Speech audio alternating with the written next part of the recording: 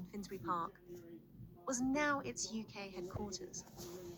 Internationally, the church has really made headlines, but there hasn't been a huge amount written about their presence here in the UK. For a while, Maeve didn't think too much more about it. Until one day in December 2021, I got this email out of the blue.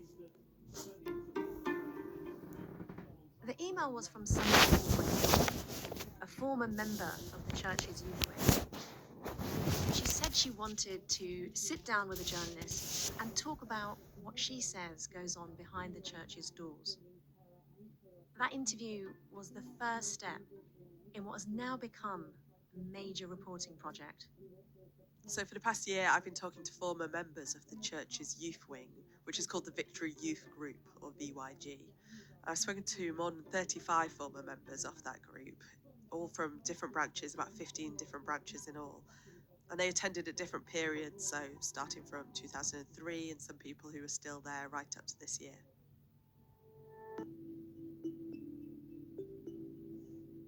In those interviews, Maeve would hear stories of dozens of teenagers feeling pressured to donate large amounts of money. Others feeling encouraged to cut ties with friends and family, or being told demonic possession was the cause of mental health issues or their sexuality. And many are left with an overriding feeling that even as they have now begun to speak out, nobody is really listening. From The Guardian, I'm Nosheen Iqbal. Today in Focus, the Universal Church of the Kingdom of God.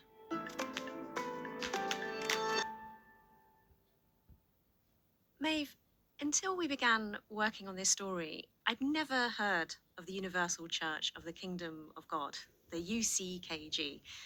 And I have walked past that building in North London so many times, and now I look at it and I've got all these questions. Firstly, where did it even come from? The UCKG is completing 40 years of existence, and the church has a lot of history to tell. The UCKG first started in Brazil back in the 70s, and it was founded by this guy called Edir Macedo. At the beginning, Bishop Macedo was just a pastor with a Bible and a handful of people inside a bandstand. It has been a daily battle to spread God's word since then. It's an evangelical church. It's born out of the Pentecostal tradition.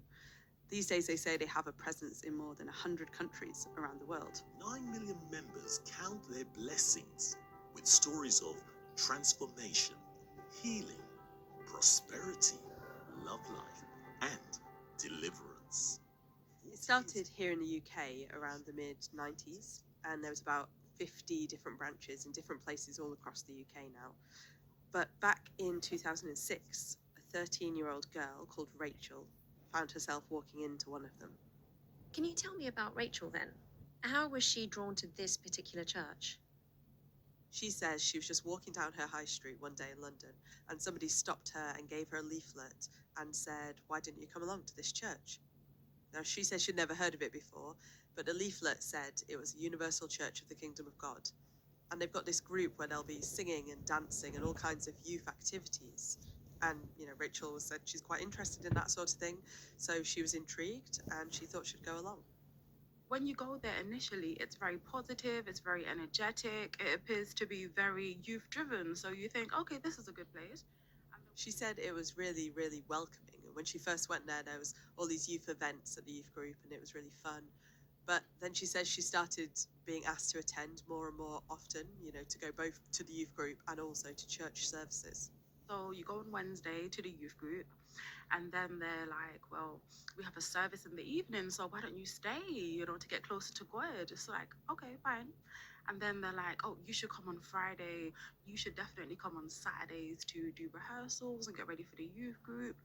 And it's like, well, you have to come on Sundays. You have to come to the service and you have to come to the youth group, and then you go. And then it's like, well, you should definitely come tomorrow, Monday, to pay for your finances. Rachel says that as the months went by, and she spent more and more time at the church, she felt herself changing. I was completely just a shadow of my former self. I was extremely conservative. I stopped listening to secular music. I stopped swearing. I was dressing very conservatively. And every day, pretty much after school, I was in the church.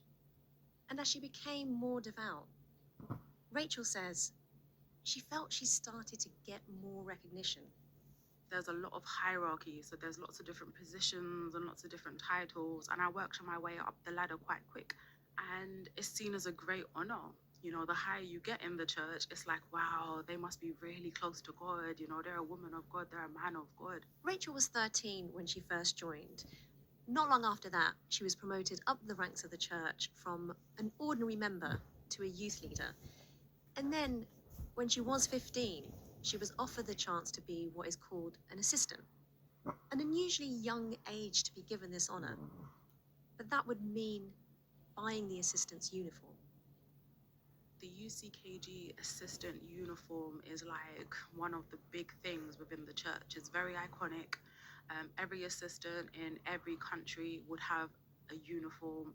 And it's funny because with the female assistants, they have to wear a uniform that's very similar to an air stewardess uniform. It would be the shoes, you would have to wear the skirt, the top, the blazer, the scarf. My uniform cost over £300, and I remember begging my mom for the uniform because they make it like the ultimate reward, you know, for an assistant to wear their uniform. It's like a badge of honor.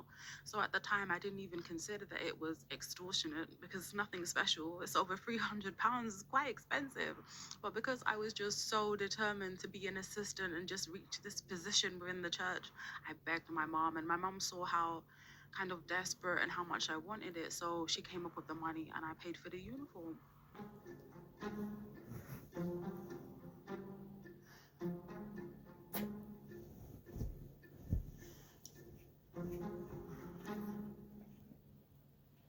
Babe, Rachel was made an assistant at the age of 15.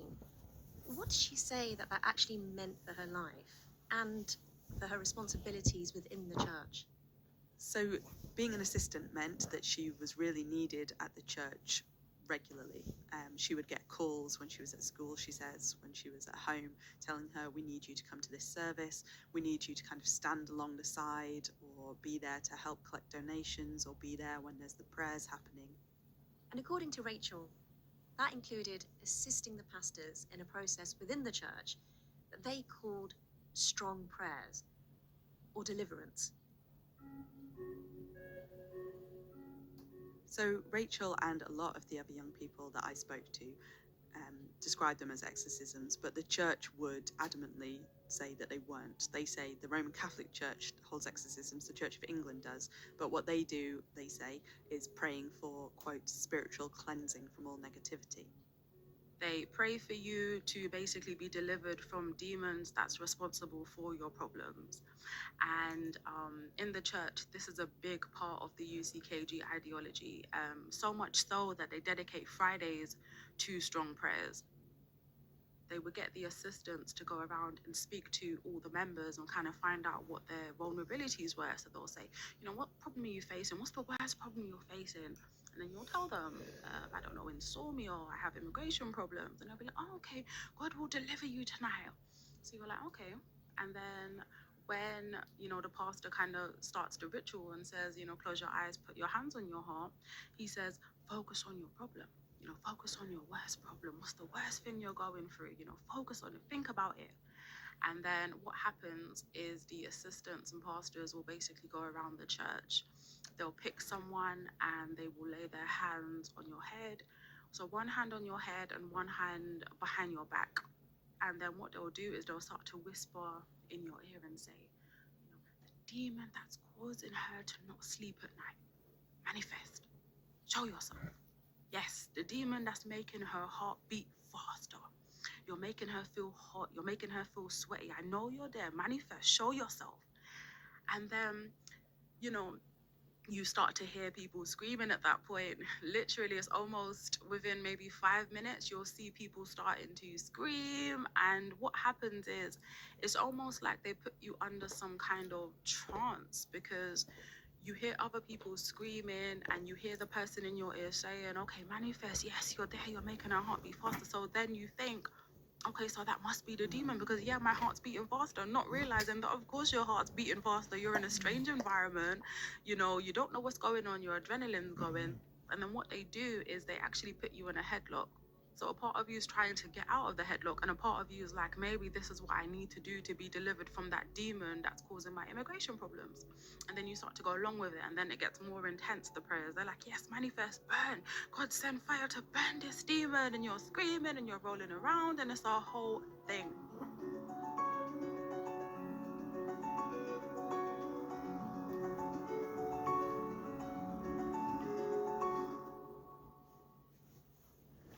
So former members told me that the church had this rule that strong prayers couldn't be performed on anyone under 16. But the church didn't respond to my questions about that. Still, I heard claims that these strong prayers were happening in the youth group itself, and that even when people under 16 weren't having it done to them, they were still witness to it. And I spoke to multiple people who claimed that they'd had strong prayers performed on them directly when they were as young as 14. So if the idea is that demons are causing the problems in young people's lives, what kinds of problems did the people you spoke to say that these deliverance prayers were supposed to be solving? So I spoke to more than a dozen different people that told me they'd seen or heard that demonic possession was the cause of being gay or lesbian or trans.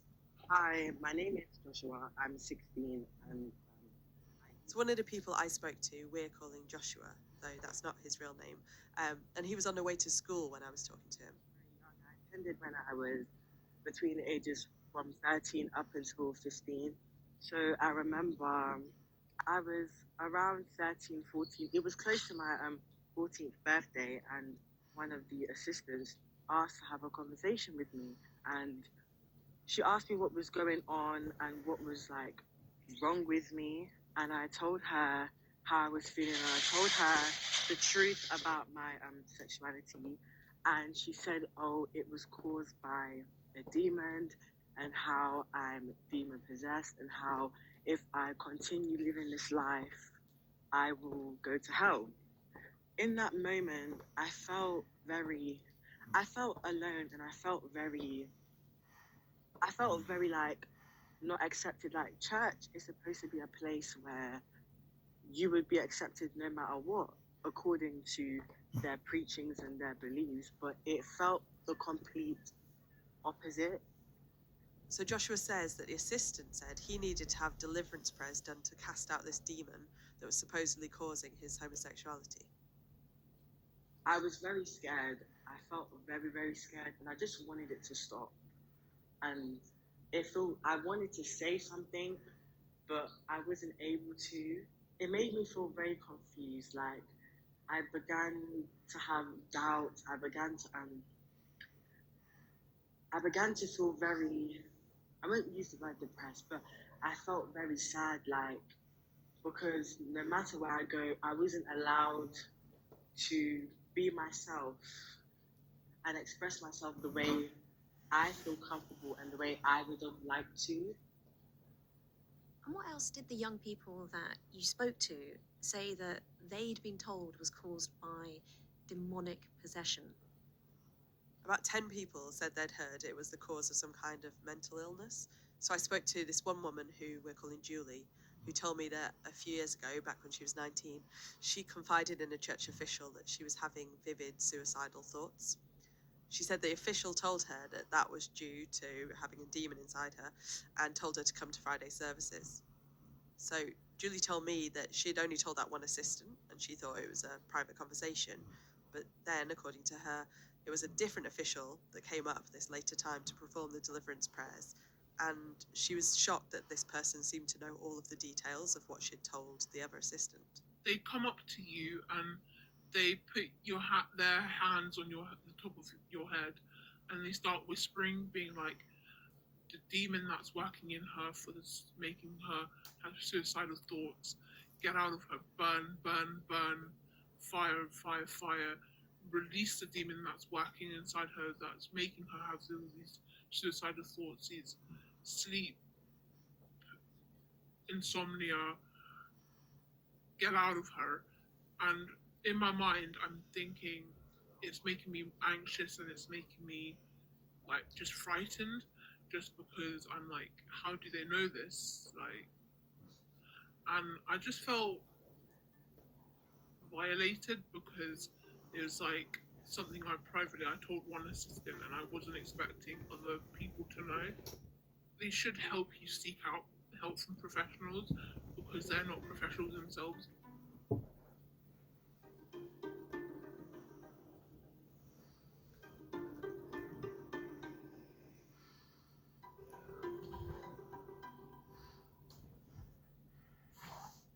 So these deliverance prayers were something that a lot of the young people you talk to brought up as being a really traumatic dimension of life in the church. What else did people talk to you about? A lot of people talked about this pressure to donate, give money in general. So, you know, like a lot of churches, the UCKG asks for tithe, which is 10% of any income. For young people, that means, you know, 10% of their pocket money, 10% of their lunch money, some of them said. So, you know, they talked about kind of skimming some of that off whenever they would get it. But there's also this quite specific thing that the UCKG does, which is called the Campaign of Israel.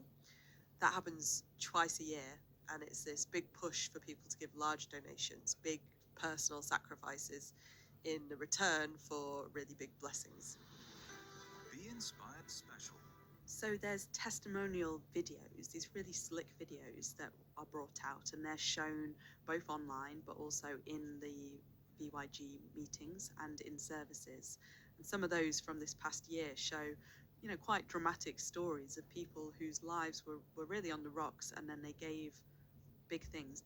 There was a campaign that happened, and the Lord asked me for the money that I was going to use to renew my visa to remain in the country. And I was like arguing with God. I was like, no, you have to ask for something else. It can't be this, because if I give you this, then I'm going to be illegal in the country. They're going to ask me to leave. My life is going to go back to where it's coming from. You can't want this. The very last kind of physical Xbox game that they had that they needed to sell to give money to their family for food. Challenge. I remember I had nothing because I was homeless, I was unemployed, and I remember I came to the service. I had no intentions of being involved in a campaign, and then God spoke to me. I remember I had a Xbox game, and basically I had to sell this Xbox game, and I remember I was unemployed for like 2 years, and I had to sell this game after the service to basically to provide dinner for my family, and God was asking me for it. And I was just like, this is dinner for my family, my mom's gonna kill me. But then I went and done it. Or in one instance, a woman who said she emptied out all of her accounts, sold all her furniture, sold all her children's toys. And then in each instance, the story ends with the person getting everything they dreamed of. I'm extremely happy. My children are happy. We can go anywhere we want. We can eat whatever we want. Years of no's. I believe it was the next month I got a job in the city, someone with a criminal record. He worked it out where I was able to receive money to renew my visa, receive it back, and everything worked out perfectly. So the young people I spoke to said just hearing those testimonies that are both presented as videos, but also people giving live examples of what happened to them, really struck a chord with them and meant that they thought that was what they needed to do to see results. So that's from the UCKG's own videos that they showed their members. What about the young people that you spoke to? What kinds of things did they tell you that they gave up? So one woman told me that as a teenager, she was in foster care. So I remember going to my foster mom and I was like, you know, the money that you've been saving for me from the local authority, I want to put it on the altar. I want to give it to God. Now, at the time, I had a laptop from the local authority. So that was for me to do my coursework in school, my GCSEs. And I ended up selling that. I heard people telling me they'd sold their iPads, their phones, their clothes. It became a time, one of the lowest point in my life was when I didn't have proper shoes for winter. And I remember it was snowing and I was wearing just normal summer shoes to school. In one instance, a teenager got in trouble because she sold her sister's Ugg boots. One day she just asked me, she was like, oh, Dad, do you still wear them? And I was like, oh, like, no, I don't have them anymore. She was like, where are they? And I was like, well, I sold them for the campaign. And then she just kind of shook her head and just looked at me in such like disbelief. And People just kind of raiding their wardrobes and their bedrooms to find things to give. I was just like in a low point of my life, and I was just like, yeah, I want my life to change. So I decided to like sell all my clothes, all my shoes, my laptop, my iPad, and my mum was thinking like, what the hell, what are you doing? I even sold my phone, so I'm just left with nothing. And then I'm thinking, okay, cool, so are the results going to happen whatsoever? But nothing happened. And in some instances, family members, grandparents, parents got involved at the last minute and said, hang on, you can't be doing this. But what some people told me was that the church would say, don't tell people what you're giving. We were told not to tell our parents. You know what I mean? We were told not to tell our parents what we're doing because they're not in the same faith. They won't understand. The devil will use them, block our blessing. Oh yeah, we were told all of this. So none of my family knew what was happening until my dad asked me, where's the £50 that my friend gave you? And I said, oh, I sacrificed it.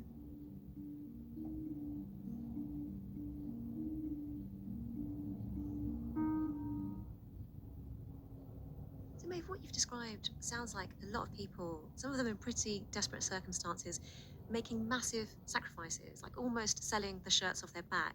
And it suggests that they can't actually afford it, and it might have devastating consequences for them. How does the church itself justify that? So, of course, the church doesn't put a gun to anyone's head. In fact, it says taking part in the campaign of Israel should be your own choice, that there's no kind of set amount that you have to give, that's a personal donation, it's a personal decision that you need to make.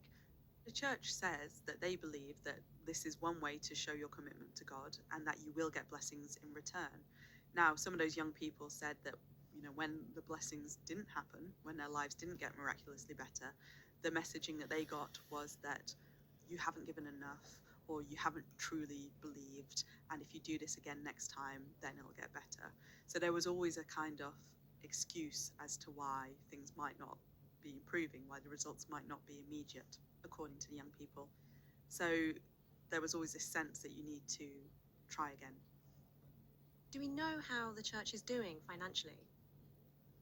So according to the church's accounts here in the UK, they bring in about £14 million a year in income. The majority of that is from donations or from gift aid on those donations. And those accounts say that the vast majority goes on charitable activities. They have things like a help centre where people can ring up to get advice, or they run soup kitchens or food banks.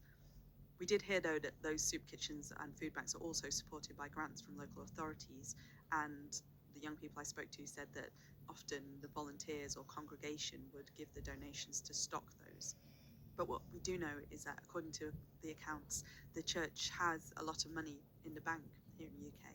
They've got about 12 to 14 million pounds, depending on which year you look at, and that's much more than they say they need to keep back for reserves. Maeve, earlier you mentioned that the church was founded by a billionaire Brazilian pastor called Edir Macedo.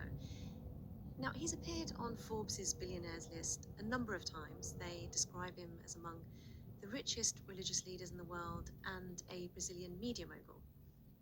Now, it is hard not to notice the optics here of teenagers giving away money that they don't necessarily have, a church with millions in its accounts, and a leader who appears to be super rich.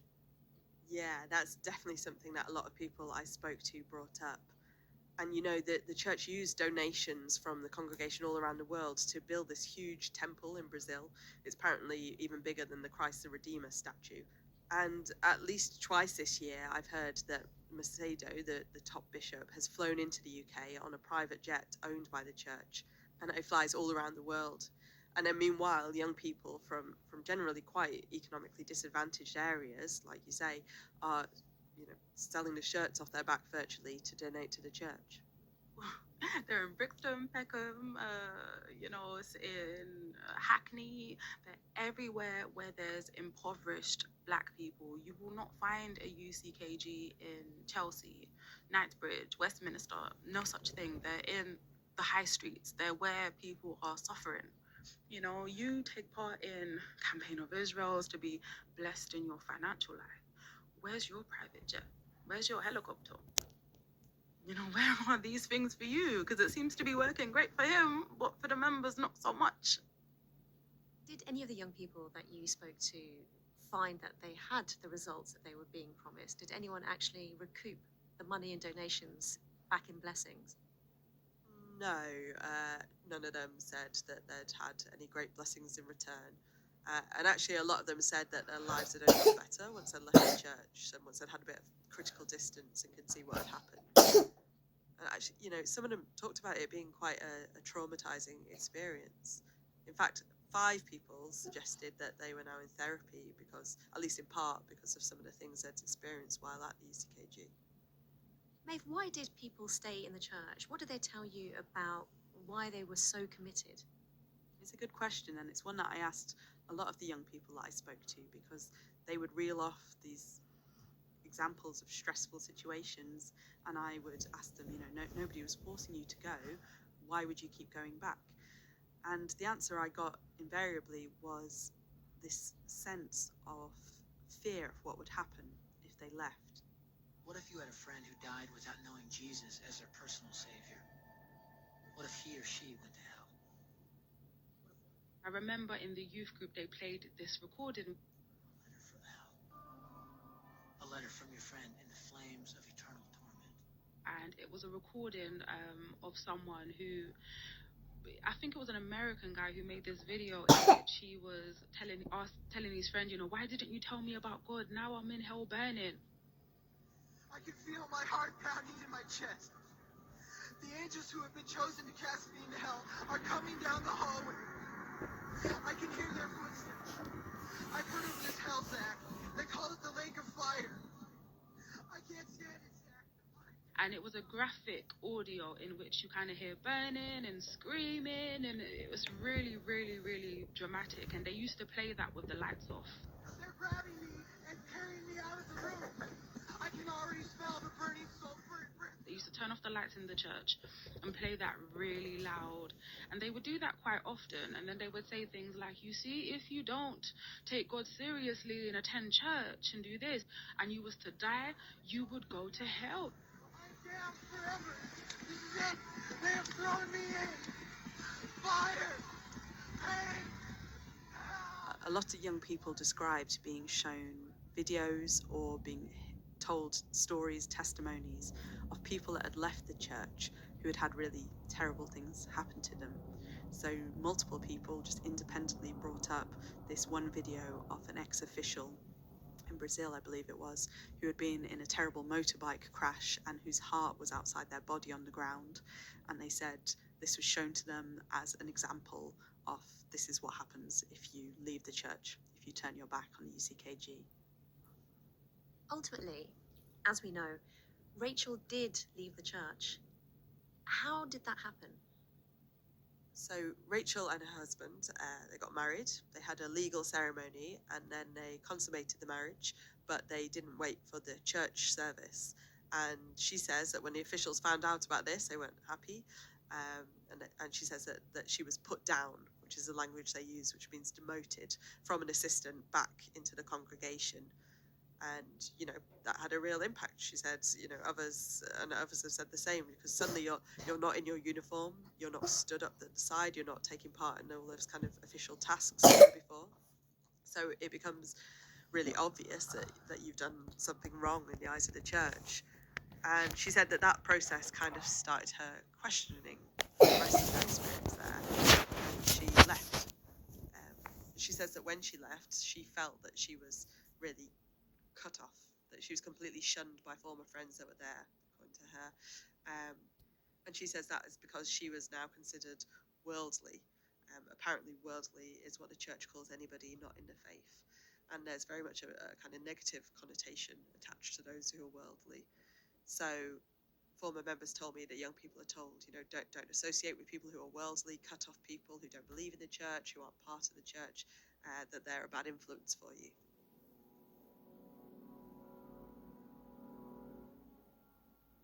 Coming up, Rachel speaks out.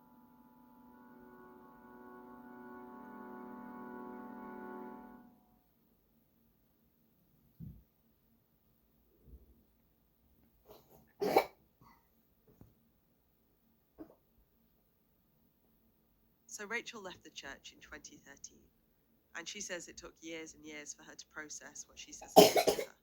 I collected so much trauma. It was hidden inside of me, and there'll be times when something would happen and I'll be triggered and I'll remember and I'll be like, wow, this is